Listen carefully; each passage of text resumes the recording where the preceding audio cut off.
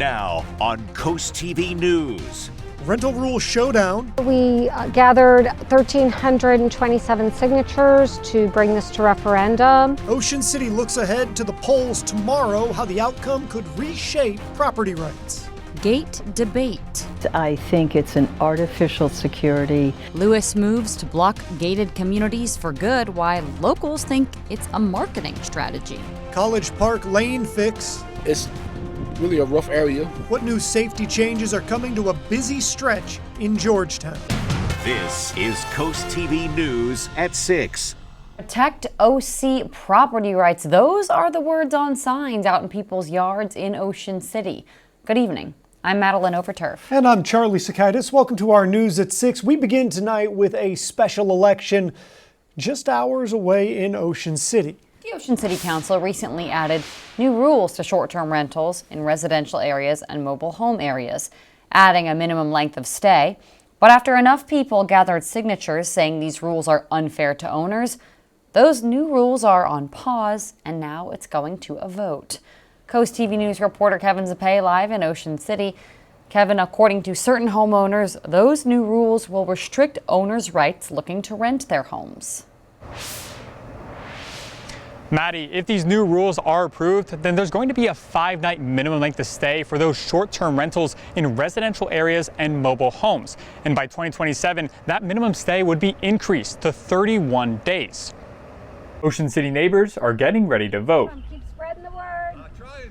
Awesome. Terry Miller has spent months trying to overturn new rental rules in town. We gathered 1,327 signatures to bring this to referendum. These rules that are now on pause until Tuesday's special election would restrict rentals in single-family residential areas and mobile home residential neighborhoods shown here on this map. According to OC Mayor Rick Meehan, the rules were put in place to maintain the character of these communities for people who stay here year-round. Those property owners that live in single-family neighborhoods, they have rights too.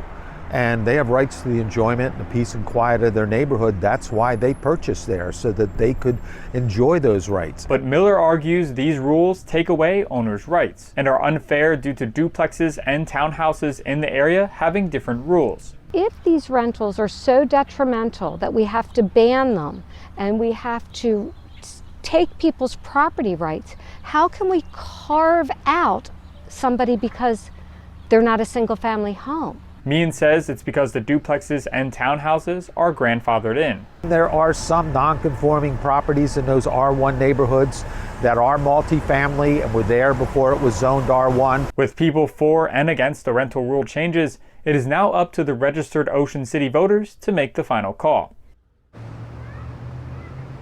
Now, if you're a registered voter in Ocean City, you can vote right here at the Ocean City Convention Center tomorrow between the hours of 7 a.m. and 8 p.m. I'm Kevin Zappé, live in Ocean City, Coast TV News. Thank you. Changes to rentals in residential areas and mobile homes include a moratorium, which will not allow any new business licenses in those areas. There's also an occupancy limit, limiting to only 2 people per bedroom. Now, these changes, those are not part of the referendum, so those will stay that way in OC.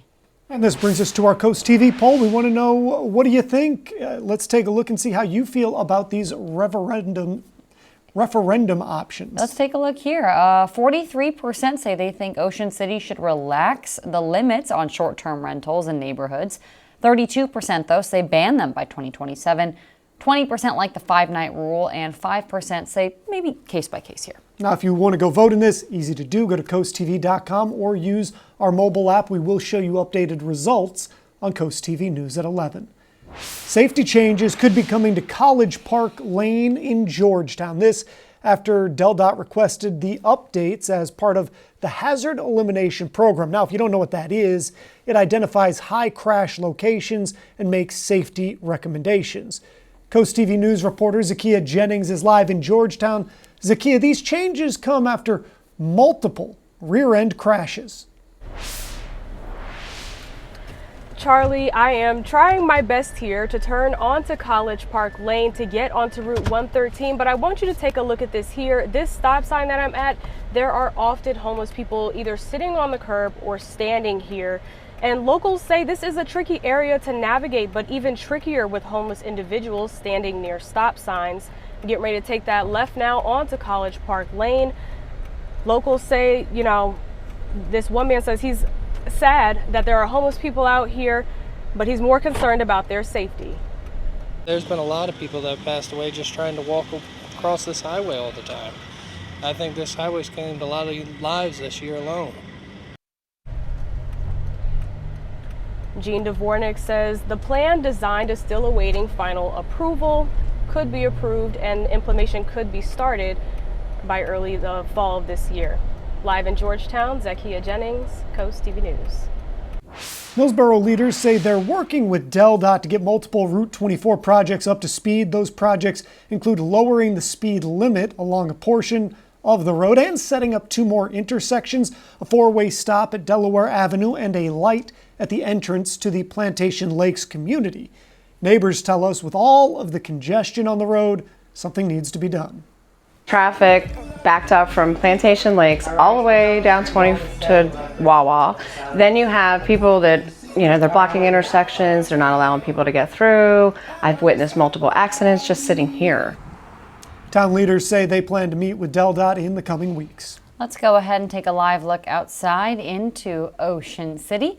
Our First Alert Chief Meteorologist Paul Williams has a look at our forecast. Good evening, Paul. Good evening, Maddie. Well, this week, the weather is going to be an absolute treat. We're talking about lots of sunshine without the crazy humidity and without the threat of thunderstorms.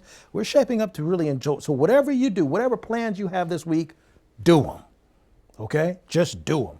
Because this is the time to do it. I mean, there's no time like the present, right? So we have mainly clear skies in Laurel, 84 degrees. We're 84 in Long Neck, 80 in Dagsboro, 83 Millsboro, 85 right now for us in Georgetown. We had a high of 86 degrees. That's a couple of degrees below the norm for this time of the year. So we're playing on the right side of the scale here. And as you take a look at the watches and warnings, we have none, not even a small craft advisory. Go boating, go enjoy yourself, after the newscast. Don't leave just yet. So anyway, we're looking at it staying mainly clear for right now, and we're staying clear throughout the region as a whole. And as I widen the scope here, we have a stationary boundary to our south with scattered showers clustering in Carolina, but that's way down there in Carolina, Charlie, not here at home.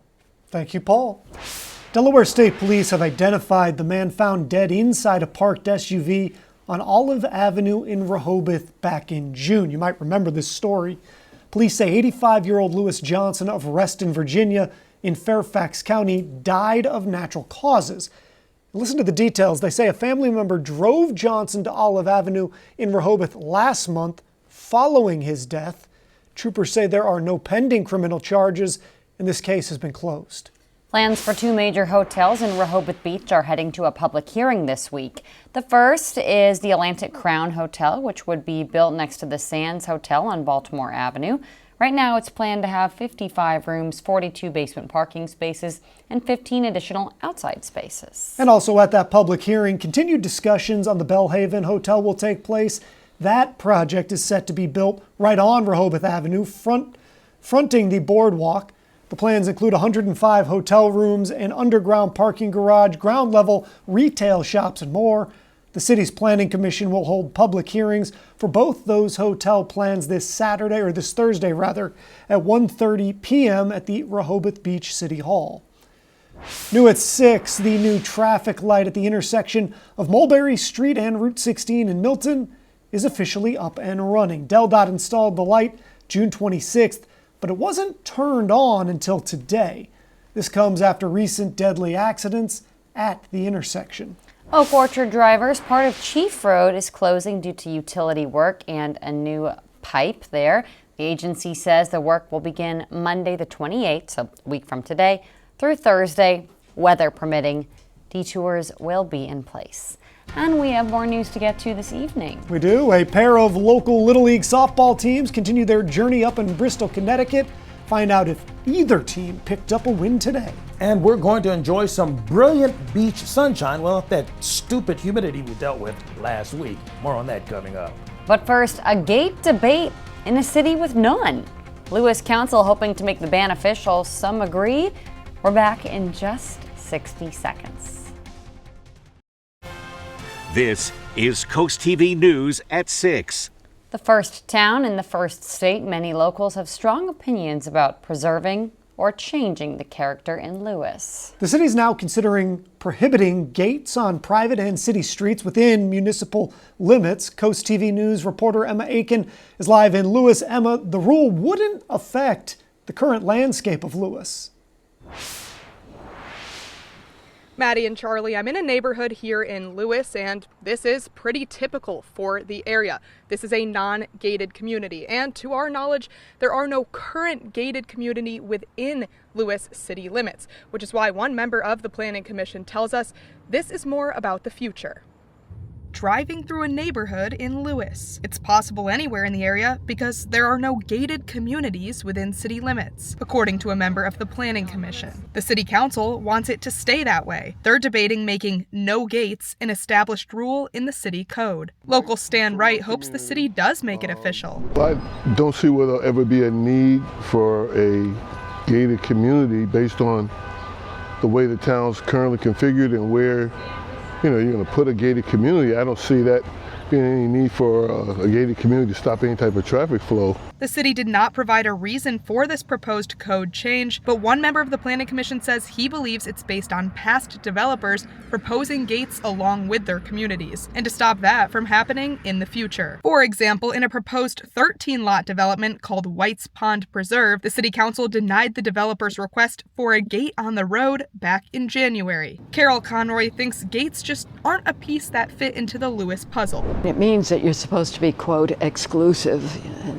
Well, I think Lewis is more and more becoming pretty exclusive on its own. Karen Westerman lives in a gated community in Rehoboth. She thinks the sense of security is an illusion.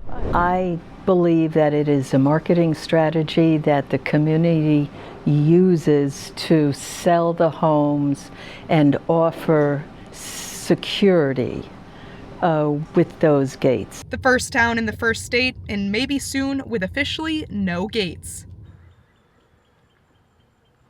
Again, we did reach out to the city today to try and learn more about their reasoning behind this proposed change, but we did not hear back. And the council meeting is Wednesday at 10 a.m. at City Hall. Reporting live in Lewis, Emma Aiken, Coast TV News. Here's a look at your golf forecast. When we're talking about this being a great week, it's going to be a great golf week. It's going to be excellent.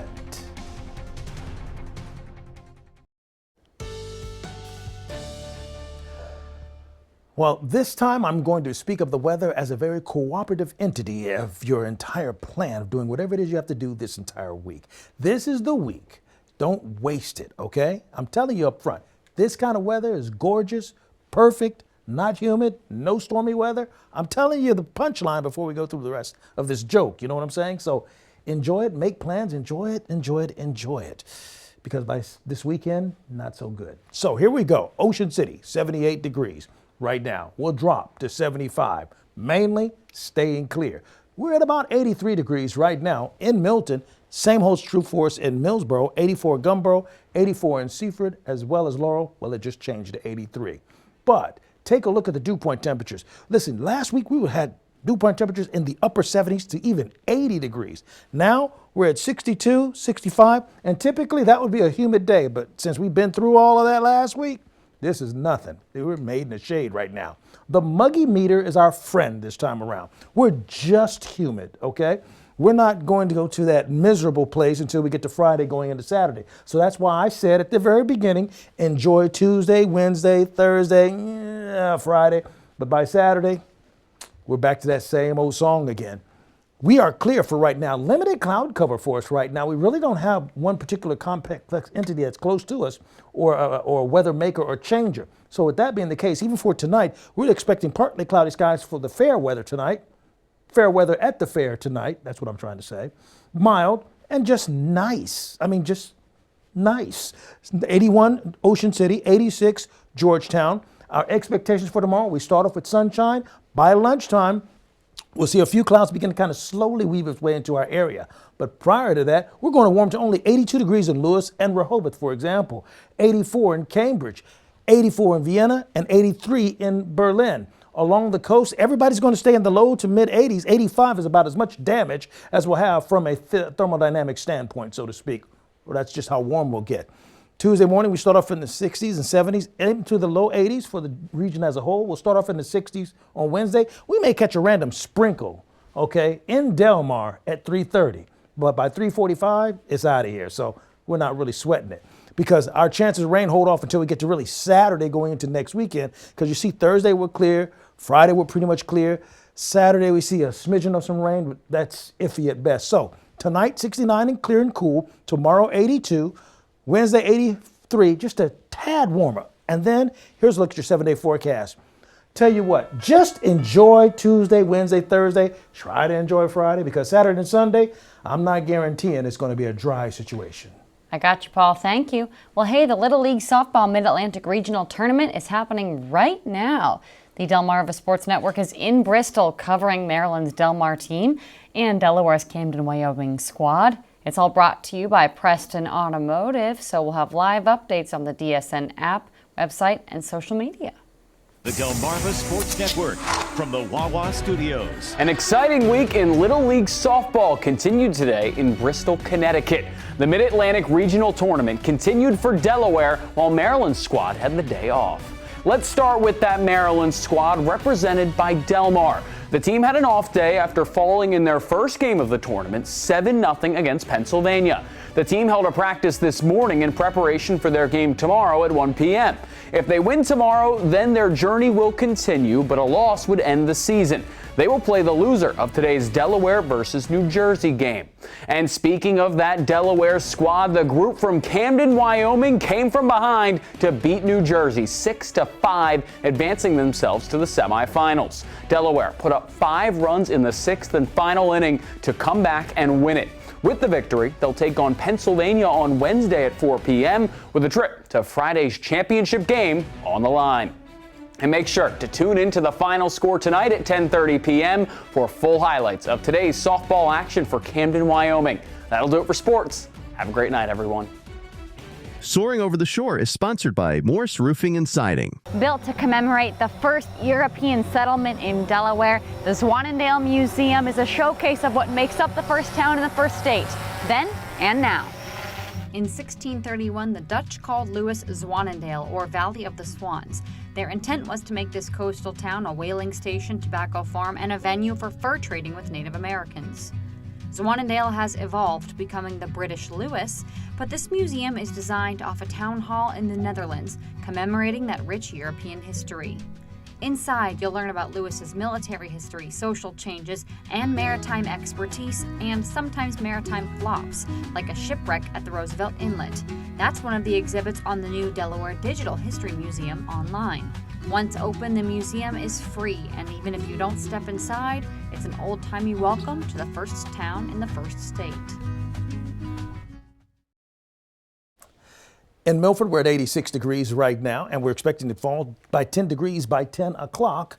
But our umbrella giveaway winner, that goes to Joy Schreck of Lewis. Congratulations, courtesy of Paul Davis Restoration Home Remodeling. Keep up with your forecast by calling our weather line, sponsored by the law offices of Bruckstead, Mandalis, and Federico. Your forecast is just a call away. Call 443-880-9100. Finally, here's a look at your exclusive 10-day forecast. Let me make this very clear if I haven't earlier today. This is the week to enjoy some outdoor fun, because this weekend, it's not happening. All right, Paul, got it. Thank you, and thanks for joining us here for Coast TV News at 6. For more news and local weather, download our Coast TV News app. The NBC Nightly News is up next. And we'll see you later tonight for Coast TV News at 11. Have a great evening.